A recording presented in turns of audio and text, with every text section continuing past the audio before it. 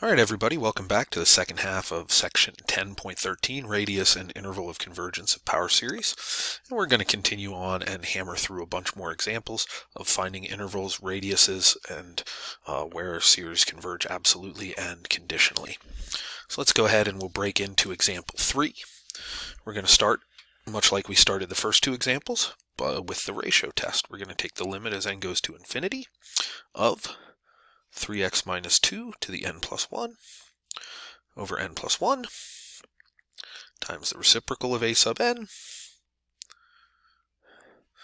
And when we take this limit, we end up with the absolute value of 3x minus 2. This is not 0, it's not infinite, and so this is going to be, we're going to look for the x values where this is less than 1. We set up our inequality. We add 2 to all three parts and divide both sides, or all three parts by 3. There is our base interval of convergence. Now we want to test what happens at the endpoints. So I'm going to start here at the right endpoint. I'm going to do at x equals 1. We substitute 1 into here for x, and that gives me 3 times 1 minus 2. So that's 1 to the n. 1 to the n is 1. So this is the series at x equals 1. This diverges because it's the harmonic series or because it's a p series with p less than or equal to 1. So that diverges. So we do not include that endpoint. And then we check this out at x equals 1/3. And when x equals 1/3, this becomes 1 minus 2 is negative 1, the n over n. Now, finally, this converges by the alternating series test. And so, that endpoint will be included in our interval of convergence. All right, so now let's answer our questions. Interval of convergence. 1/3 is less than or equal to x, which is less than 1. Radius of convergence, we look at the width of the interval and divide it in half. So our radius of convergence here is going to be 1/3. All right, part C. Where the series converges absolutely. It always converges absolutely in the interior. At an endpoint, it will converge absolutely if that endpoint series converges absolutely. So it converges at x equals 1/3, but this does not converge absolutely because it's the harmonic series when we take the absolute value of this. And therefore, this series converges absolutely in the interior of the interval, but converges conditionally at x equals 1/3. Don't know why I boxed that in. You can ignore that. There we go, at x equals 1/3. All right, example 4. Interval of convergence, radius of convergence, etc., etc.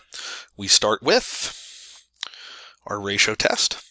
Limit as n goes to infinity of absolute value, and when I put n plus 1 in here, that's x to the 2n plus 3 over n plus 1 factorial times the reciprocal.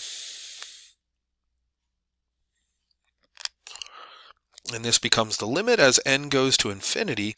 And because of these factorials, we end up with an n plus 1 in the denominator.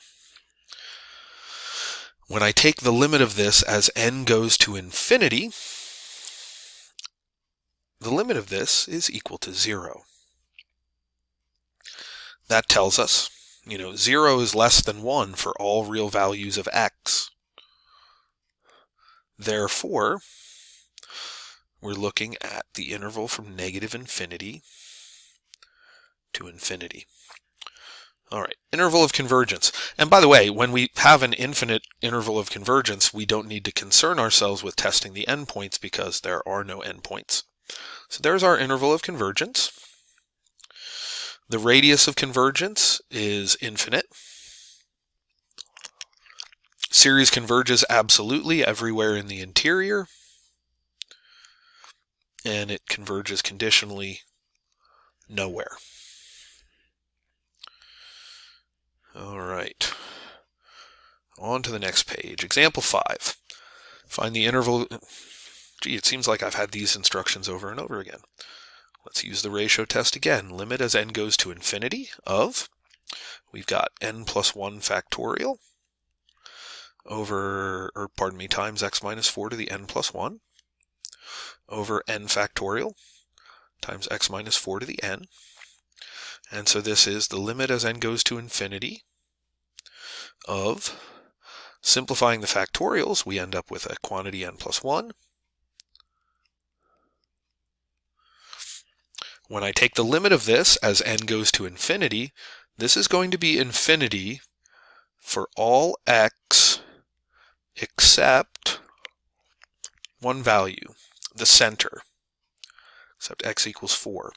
When x equals 4, this limit is something approaching infinity times something that has already achieved zerodom, I like to say. It's already achieved zerodom. So we've got something approaching infinity versus something that equals 0. And so when x equals 4, this converges. Everywhere else, it diverges. So our interval of convergence, just the point, x equals 4. Our radius of convergence is 0. Series converges absolutely at that point, converges conditionally nowhere. And so you've seen in example 4 and 5 the cases where we have an infinite interval of convergence or an interval of convergence of just a single point. All right, example 6. Limit as n goes to infinity. Ratio test again. We've got n plus 1 times x plus 3 to the n plus 1 over 5 to the n plus 1 times the reciprocal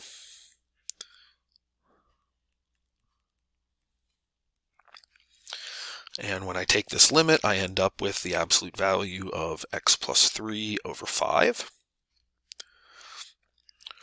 It's not 0 or infinite when we take the limit, so we're going to figure out when it's less than 1. Negative 1 is less than x plus 3 over 5. Is less than 1, multiply all three parts by 5. Subtract 3 from all three parts. We get our base interval of convergence. All right, at x equals 2, this is the sum from 0 to infinity. When we put 2 in here for x, it's n times 5 to the n over 5 to the n. The 5 to the n's cancel out. This diverges by the nth term test. Man, all those tests we learned in the first half of this unit sure are coming in handy now as I test these endpoints. And at x equals negative 8, this is a sum from 0 to infinity of negative 1 to the n times n. This also diverges by the nth term test. And so our interval of convergence is from negative 8 to 2. Radius of convergence, half the width of that interval. Converges absolutely everywhere in the interior. Converges conditionally nowhere. All right, and our last example. All right. We'll start by taking the limit as n goes to infinity to apply the ratio test. This is the quantity 4x minus 5 to the 2n plus 3 when we put n plus 1 in there in place of n, over n plus 1 to the 3 halves, times the reciprocal.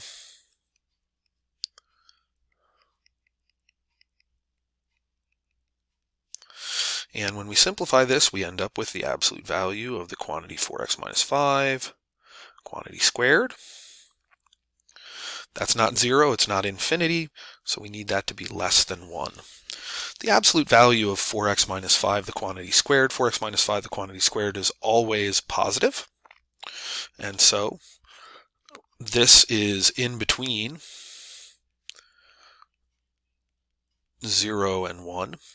When we take the square root of both sides, we end up with this being in between negative 1 and 1. We add 5 to all 3 parts. Divide all 3 parts by 4. There's our base interval of convergence. We're going to identify what happens at the endpoints. At x equals 1, this is the sum from 1 to infinity of -1 to the 2n plus 1 all over n to the 3 halves. This is not alternating, because for every value of n, this is just going to be negative. But we can say that this converges absolutely because the absolute value of a sub n is a p-series with p greater than 1. So it converges there. At x equals 3 halves, this turns into, let's see, that's 12 over 2. That's 6 minus 5 is 1. So this just becomes the sum from 1 to infinity of 1 over n to the 3 halves, which converges because it is a p-series with p greater than 1. All right, so my interval of convergence is going to be including both of those endpoints. My radius of convergence is half the width of the interval. The interval is 1/2 unit wide, so the radius is going to be 1/4.